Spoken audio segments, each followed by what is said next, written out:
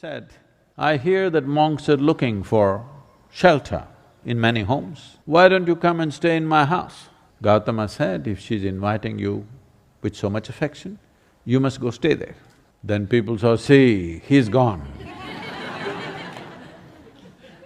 Gautama, the Buddha, with a large group of his disciples who was continuously traveling, made a rule that during the monsoon season, those 2.5 months, you can stay in the same place.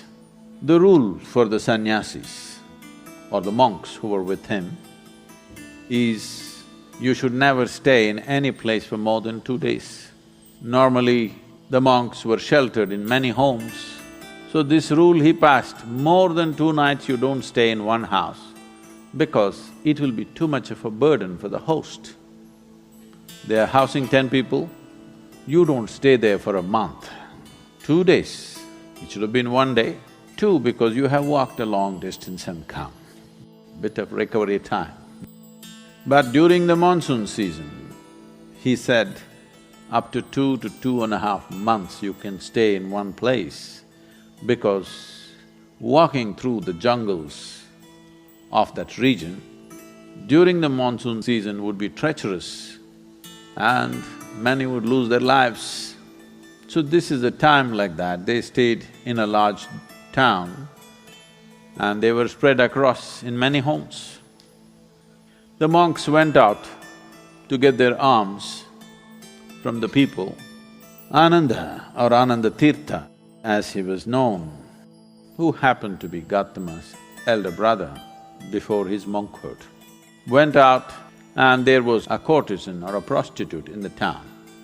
She gave him alms, looked at him, a handsome young man, tall and straight. She said, I hear that monks are looking for shelter in many homes. Why don't you come and stay in my house? Ananda said, I have no issue, but I must ask the Buddha as to where I should stay. Then she became really taunting. She said, oh, you're going to ask your guru? Go and ask him, let's see what he says. So Ananda brought what he had collected for the day.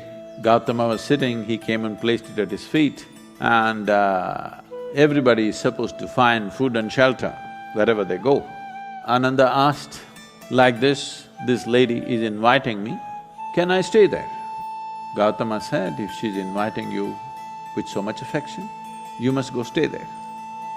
The townspeople who were sitting here, they said, what? A monk is going to go and stay in a prostitute's home? This is it. This spiritual process has become corrupt. Gautama looked at them and said, why are you so worried? The lady is inviting him. Let him stay, what is the problem? They all started getting up and started shouting. He said, wait, I am on this path because I see this is the most powerful way to live. Now you're telling me her ways are more powerful than my ways.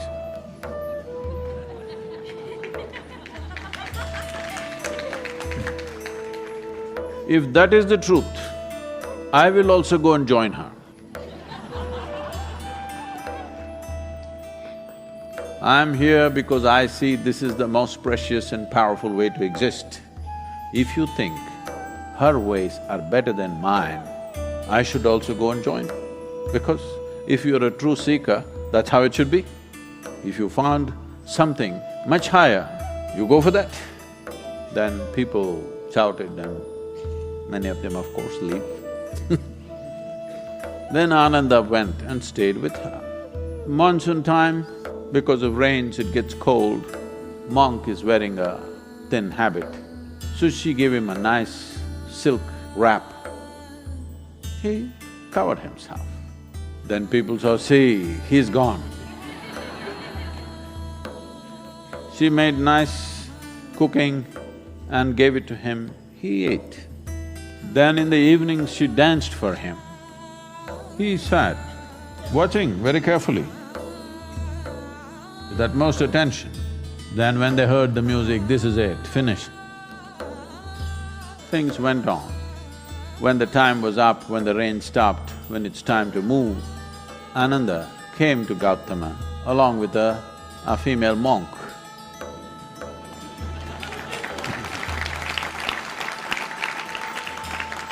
So, the power of being on the path of truth has been there, but has been many times at its height, but never got mainstreamed.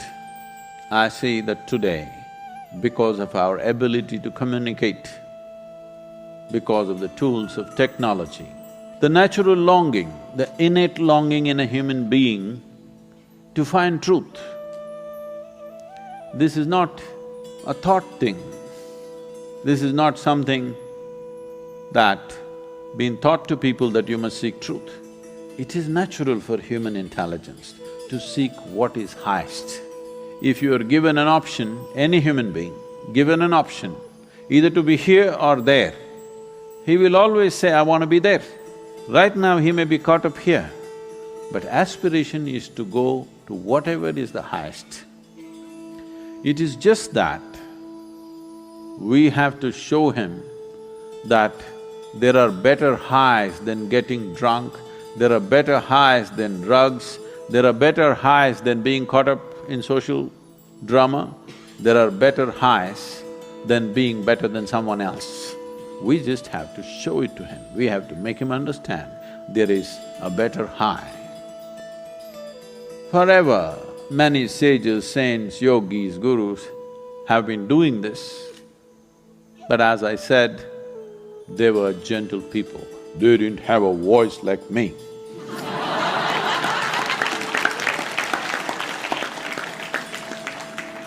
They didn't have a microphone. They didn't have tools with which they could speak to somebody there. They could only speak to people here. In spite of that, they did tremendous things. For their times, many of them did tremendous things out of sheer grace and energy. Millions of people around them, they transformed. Millions of people around them, they put them on the path of truth, on the power of truth. But a time has come where our ability to communicate is such, we can make truth slip through every door. We can make truth knock on everybody's minds and hearts. Never before this was possible. Technology has rendered us to this place. I feel this is the best age ever to make truth mainstream, to be truthful, to aspire for truth, to seek truth, the main force on the planet, because we have tools that nobody ever had.